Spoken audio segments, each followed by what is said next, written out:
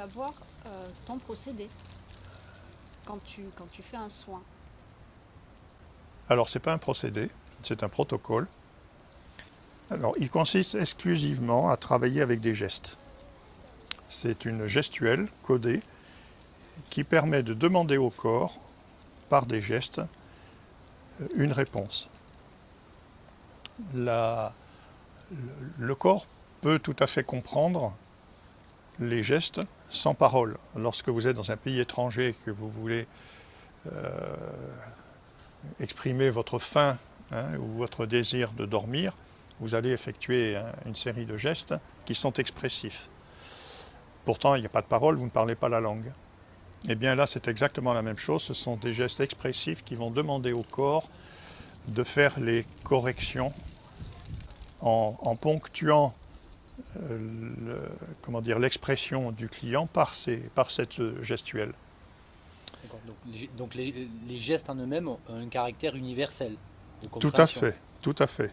Ça a un caractère universel. Je reprends le protocole de base, c'est faire l'alignement énergétique de la personne, corps, cœur, esprit, car on oublie très souvent dans la relation thérapeutique cette connexion avec l'esprit, le spirituel. Une fois que cette personne est ainsi alignée, à ce moment-là, peut être envisagé, toujours avec les gestes appropriés, de pouvoir connecter sur la mémoire, le registre mémoriel pour effectuer la correction pathologique. Alors ensuite, le patient va se connecter avec le ressenti qu'il a perçu au moment où s'est produit ce choc émotionnel, et c'est avec des gestes que le thérapeute va représenter ce ressenti. Dans un deuxième temps, le patient va exprimer le ressenti qui devrait être celui qu'il espère après avoir été libéré de ce choc émotionnel. Et le thérapeute va effectuer les gestes significatifs correspondant à ce ressenti exprimé par le patient. La difficulté, évidemment, réside pour le thérapeute dans l'exécution de ce langage de signes. C'est ce langage qui va permettre la désatellisation de ce choc émotionnel pour laisser la place à la guérison. Il est très peu utilisé de paroles. Le mental viendrait, comme dans beaucoup d'autres thérapies d'ailleurs, viendrait perturber la situation. Il faut donc demander et se renseigner auprès du patient pour avoir juste les informations nécessaires à la poursuite de cette réinformation corporelle.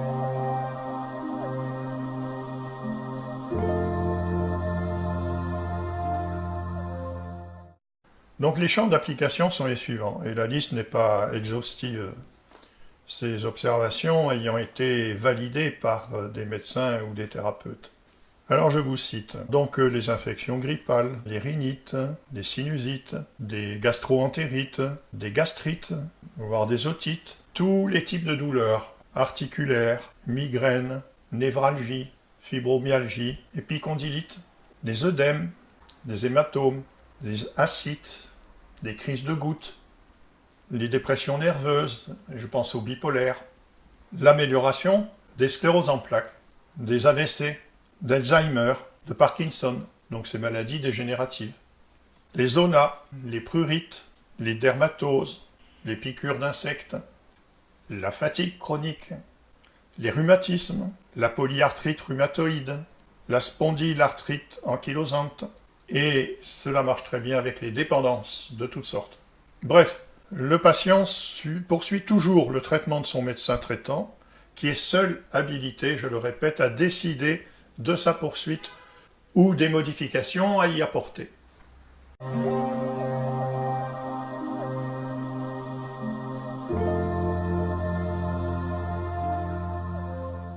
Mais pour devenir praticien, Alors pour devenir praticien, la connaissance anatomique est un atout important. Le poser comme étant un prérequis, à terme, deviendra indispensable. Mais le protocole que je propose est praticable par tout le monde, je dis bien tout le monde, aussi bien des personnes manuelles, intellectuelles, comme des praticiens de santé, comme des auxiliaires médicaux, comme des médecins. D'accord. C'est accessible à tous. La compréhension du contenu de ce système et de ses conséquences, c'est-à-dire les soins informationnels, relève d'un autre paradigme. Donc, ne sera pas accessible aux personnes qui resteraient enfermées sur leurs croyances anciennes. Également, toute autre personne qui n'a pas de formation particulière, étant donné que le travail consiste exclusivement, en respectant un protocole tout à fait précis dont je vais vous parler, de mettre en communication l'information normative, c'est-à-dire de régulation, par rapport à cette information erronée qui a été stockée. Maintenant, attention, il peut y avoir plusieurs informations cumulées et ce n'est peut-être pas uniquement une information qu'il faudra éradiquer. Peut-être y aura-t-il d'autres informations.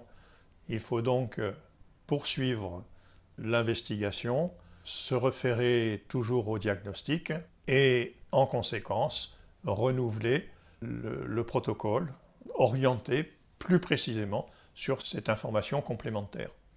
Ça veut dire qu'il n'y a pas de solution unique, il peut y avoir plusieurs solutions. C'est-à-dire qu'il faudra peut-être être répétitif, mais en choisissant une cible qui soit différente et exprimée par le patient. C'est-à-dire que si il va évoquer ce qui pourrait être la cause de sa maladie, il peut très bien y avoir une cause secondaire, une ou plusieurs causes secondaires, qui paraissent mineures par rapport à celle dont il parle et qui devient la priorité, et qui nécessitera donc de renouveler l'éradication successive de chacune de ces informations.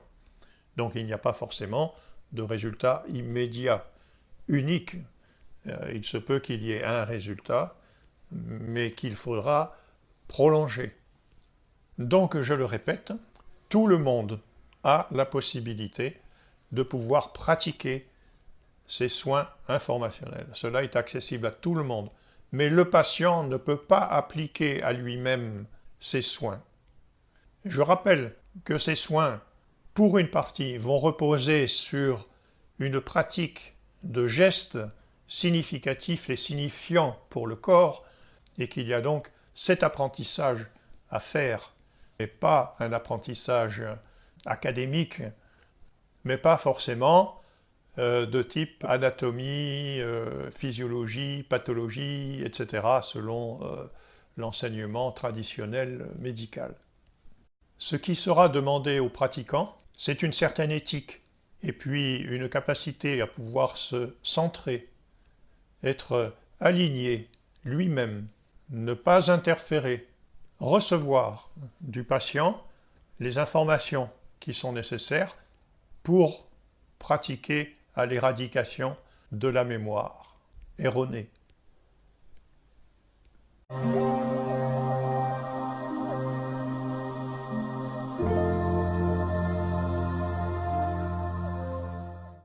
Le système que tu pratiques, qui s'articule comment? Il est complémentaire à la médecine traditionnelle?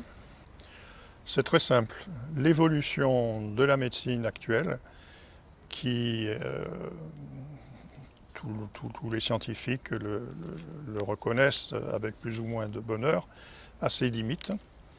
La médecine actuelle doit évoluer, car nous sommes sur des compréhensions qui sont d'un autre âge, alors que nous avons actuellement accès à des connaissances nouvelles qui nous permettent une compréhension différente. C'est la journaliste scientifique Lynn McTaggart qui a écrit et qui dit que la médecine de l'avenir sera une médecine informationnelle. Donc cette pratique, ce protocole qui prend en compte l'existence d'un système informationnel et l'émergence, me semble-t-il, de ce que sera la médecine, de ce que va devenir la médecine dans les temps qui viennent.